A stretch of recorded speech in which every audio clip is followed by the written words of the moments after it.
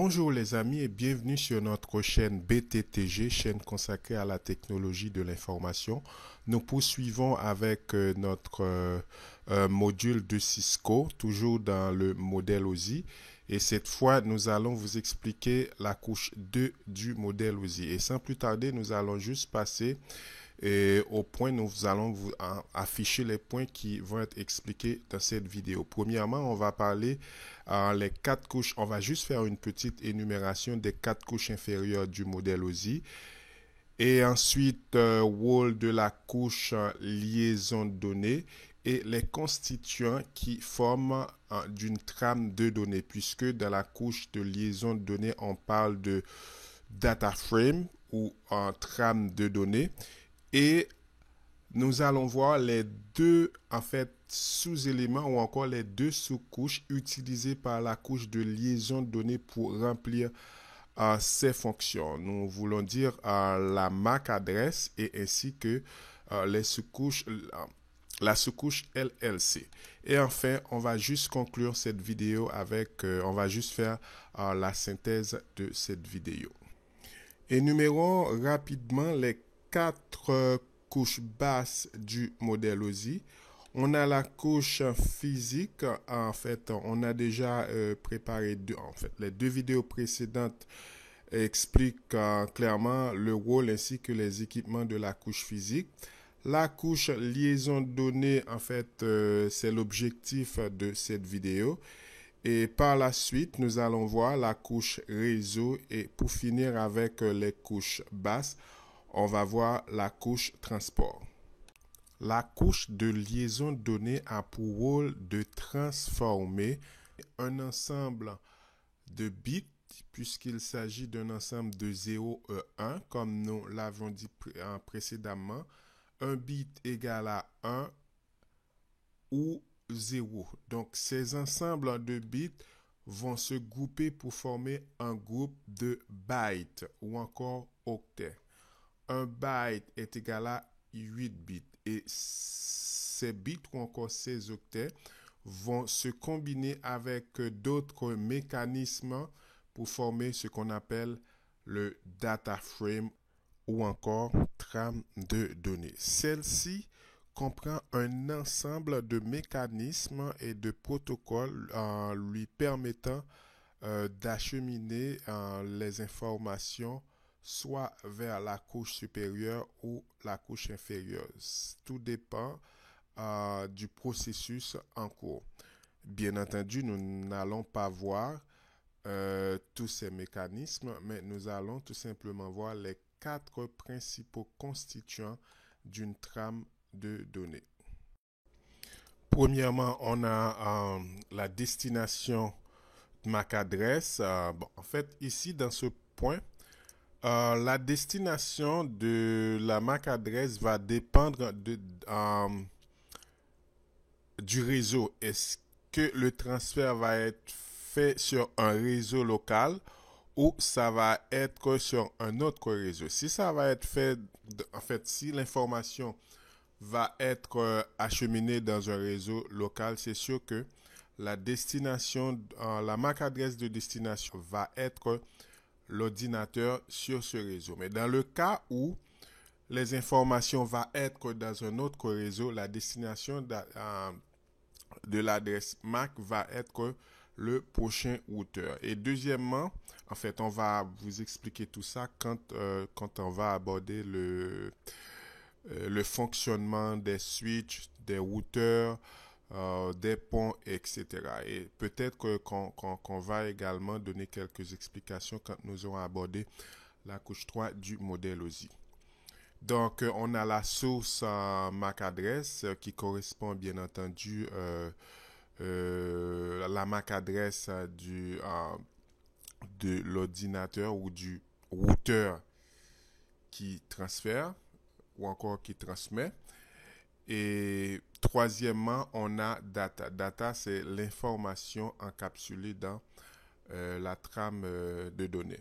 Et enfin, nous avons un autre mécanisme qu'on appelle le FCS, qui est le Frame Check Sequence. Donc, ce mécanisme a pour rôle de vérifier que toutes les informations soient conformes de façon séquentielle.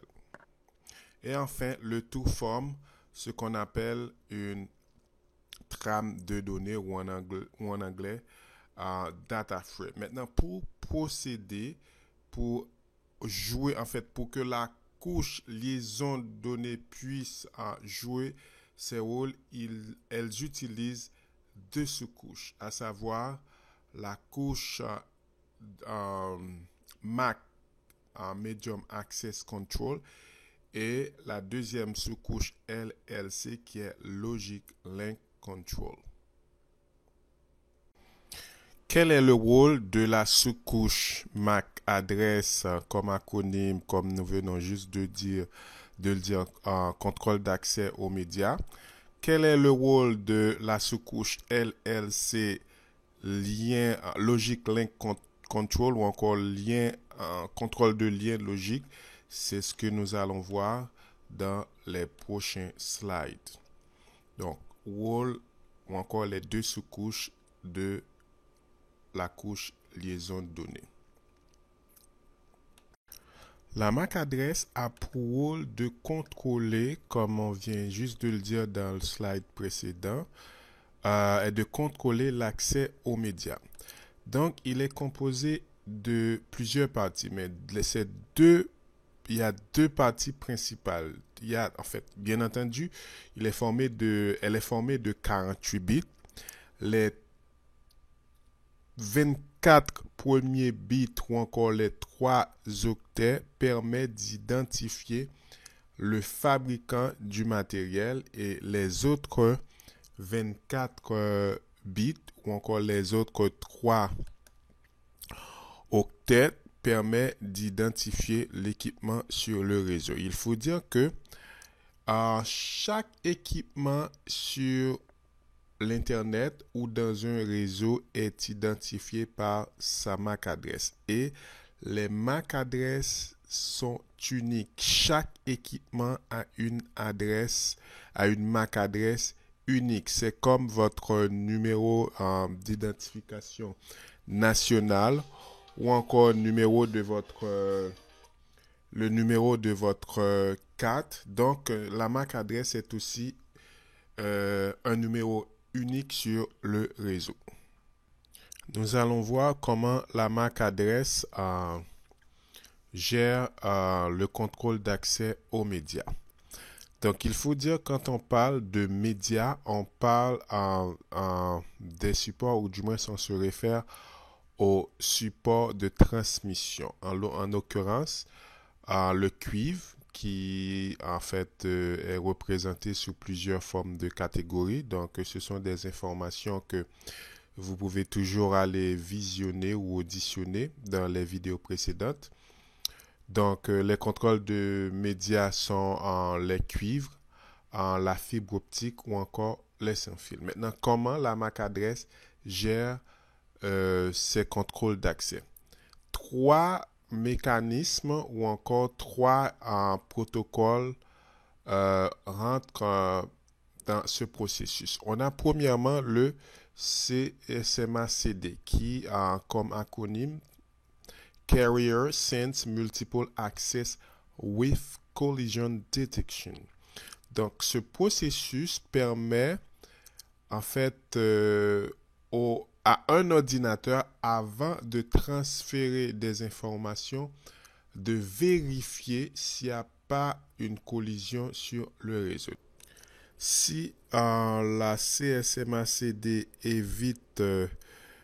permet de détecter une collision, la CSMA-CA, quant à elle, évite la collision. Donc, ce mécanisme ou encore ce protocole est utilisé dans les réseaux sans fil. Et enfin, le dernier élément qui nous reste pour boucler le contrôle d'accès ou encore pour boucler la sous-couche MAC adresse, c'est bien le token passing. Si dans les deux premiers, la possibilité d'avoir de collision est possible, pour le token passing, le risque de collision est quasiment nul. Pourquoi? Parce que seulement l'ordinateur en question, l'ordinateur qui va transférer ces informations possède le jeton. Le jeton ne peut en aucun cas et être en possession de deux ordinateurs. Donc, il faut que le premier ordinateur, ou du moins l'ordinateur en question, finisse son transfert, ensuite lâche le jeton sur l'anneau pour ensuite être récupéré par un autre ordinateur. Passons rapidement à la deuxième sous-couche qui est le LLC, Logic Link Control, ou contrôle de liaison logique. On va faire ça un petit peu vite parce qu'on a déjà dépassé les 10 minutes. Son rôle est de permettre la séquence des informations. Il permet aussi que ces informations arrivent de façon séquentielle dans le bon format. Donc, il assure aussi une bonne transmission. Il permet aussi à ce que les informations arrivent à destination, ou du moins dans la couche supérieure, de façon bien ordonnée. Pour cela, ils utilisent deux mécanismes qu'on a déjà expliqués dans les diaporamas précédents. Il s'agit le FSC, qui est le Frame Check Sequence, et aussi l'autre mécanisme qui est le CRC. Donc le CRC qui est Cycle Redundancy Sequence. Donc c'est un mécanisme qui est, dans la majorité des cas, est utilisé dans le cas de la méthode connexion orientée. Donc, son rôle encore est de convertir les données dans un format conforme pour être reçu par la couche supérieure.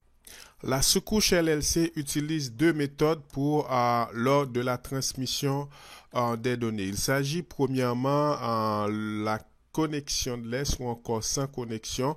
Ce type de connexion permet de transférer les trames sans accusé de réception. Cela veut dire que les données arrivent de façon conforme, correcte ou non, donc il n'y aura pas de redemande de transmission. Donc, ce type de connexion est utilisé pour des données beaucoup plus spécifiques telles que les vidéos, audio, etc. Alors que l'autre type de connexion qui est la connexion orientée, les trames sont envoyées, mais il y a ce qu'on appelle une sorte d'accusé de réception.